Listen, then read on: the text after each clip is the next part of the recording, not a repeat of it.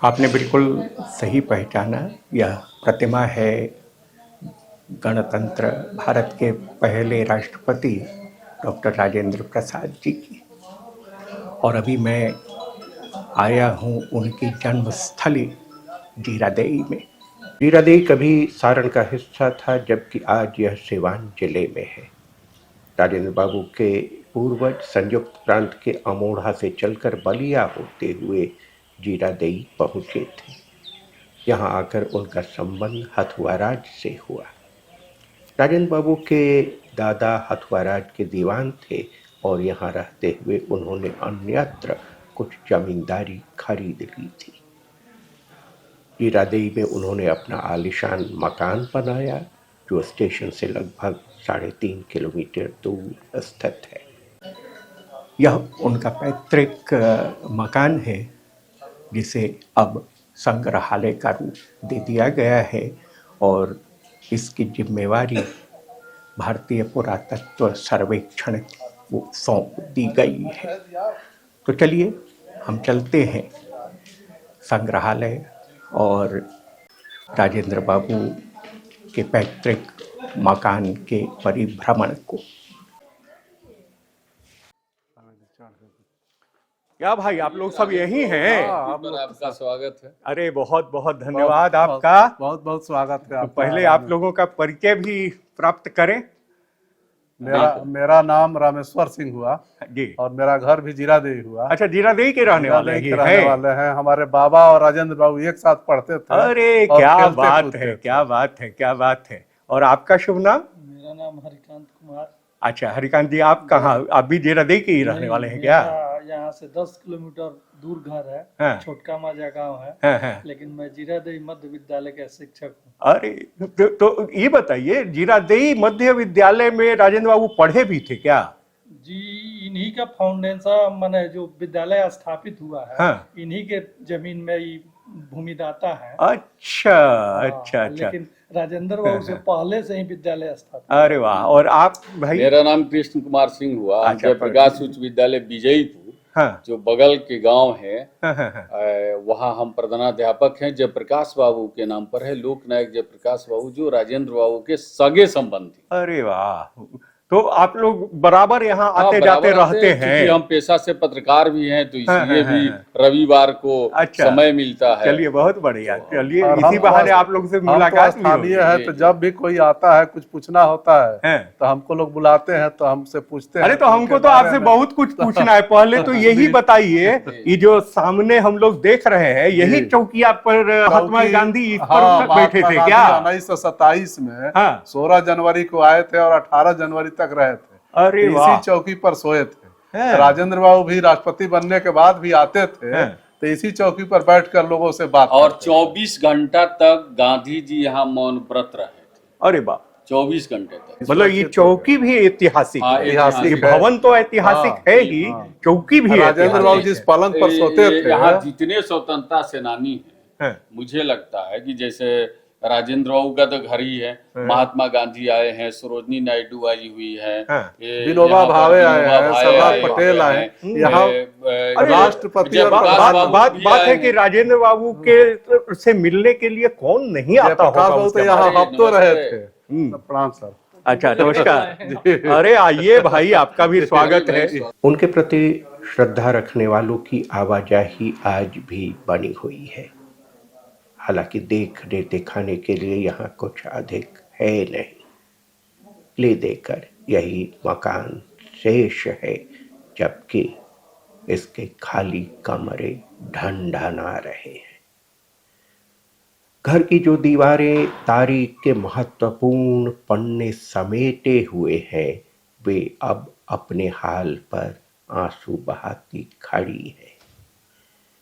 न कहीं माँ की तस्वीर है और न कहीं पिता की। यह घर का आंगन है और उसमें तुलसी चौरा। पहले के घरों में कमरे चारों तरफ बनाए जाते थे और बीच में आंगन छोड़ दिया जाता था। और आप ध्यान देंगे तो कमरों से थोड़ा नीचा है यह आंगन। बताते हैं कि उस समय के जमींदारों के घर इसी तरह बनाए जाते थे, जहां आंगन नीचे रखा जाता था और कमरे थोड़ी ऊंचाई पर। जाहिर तौर पर राजेंद्र बाबू का परिवार जो है यहाँ का जमींदार परिवार था और उनका घर उनकी सामाजिक एवं आर्थिक स्थिति के अनुरूप था। राजेंद्र बाबू ने अपनी आत्मकथा ने इस घर के बारे में लिखा है कि वह पक्का था पर बना था पुराने तरीके पर। बीच में आंगन और चारों ओर ओसारे और कमरे।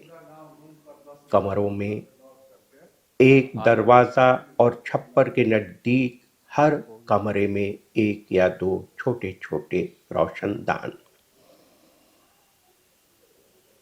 इन्हीं में से एक कमरे में खुद उनका जन्म हुआ था। जिस कमरे में हम लोग हैं, गणतंत्र भारत के प्रथम राष्ट्रपति डॉक्टर राजेंद्र प्रसाद जी का जन्म 3 दिसंबर 1884 को हुआ था। उनकी माता का नाम कौलेश्वरी देवी और पिता का नाम मुंशी महादेव सहाय था।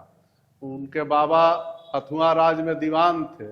ये उनके बाबा का बनवाया हुआ ये मकान है, जिस मकान में राजेंद्र बाबू का जन्म हुआ था। राजेंद्र बाबू जब बचपन में थे तो वो चीका का खेल खेलते थे और चीका में 22 हाथ उफान जाते थे। राजेंद्र बाबू घोड़सवारी भी करते थे और तैरने तो उनको कम आता था, लेकिन बगल में जो सोना नदी है उसमें जाकर वो तैरने का भी प्रयास किए थे और बाद में तैरना भी सीख लिए थे।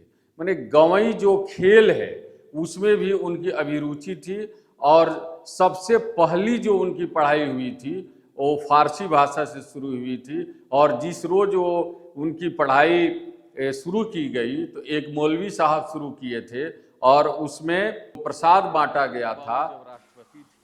खुद राजेंद्र बाबू बताते हैं कि जिस दिन अक्षरारंभ हुआ, मौलवी साहब आए, बिस्मिल्लाह के साथ अक्षरारंभ हुआ, शिरनी बांटी गई और उनको रुपए दिए गए। जब वह अक्षर सीख चुके तो करीमा पढ़ने लगे। फिर दूसरे मौलवी बुलाए गए। हफ्ते में 5 दिन फारसी पढ़नी पड़ती थी। फारसी से छुट्टी रहती तो कैथी अथवा गिनती सीखते। इसके अलावा कुछ खेलने कूदने के लिए उन्हें समय दिया जाता था। और यह थी उनकी रसोई। रसोई में अब एक लोटा न मिलेगा और यही हाल यहाँ के कमरों का भी है। पुराने साजो सामान के तौर पर यही एक संदूक यहाँ बची हुई है, बाकी सब तो घर पूरी तरह से खाली और वीरान है। लेकिन देखिए कितने बढ़िया से इसकी कारीगरी है और कितना मजबूत यह रहा होगा, है ना। राजेंद्र बाबू की 3 बहनें थीं और एक भाई।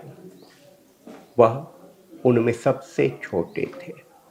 राजेंद्र बाबू के बड़े भाई महेंद्र प्रसाद जी का कमरा है यह। आगे राजेंद्र बाबू का कमरा है, जिसमें उनके चित्रों की प्रदर्शनी लगाई गई है।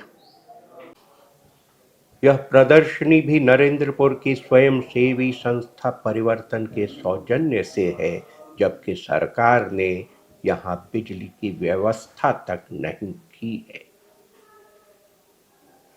इस परिसर को अब भी किसी ऐसे दाता का इंतजार है जो इसे और समृद्ध एवं अर्थवान बना सके, जहां आकर पर्यटक न केवल देश रत्न डॉक्टर राजेंद्र प्रसाद के जीवन और कार्यों के महत्व को देख और समझ सकें, बल्कि उन्हें संभ्रांत कायस्थ परिवार के रहन सहन, खान पान, रीति व्यवहार की झलक भी मिल जाए।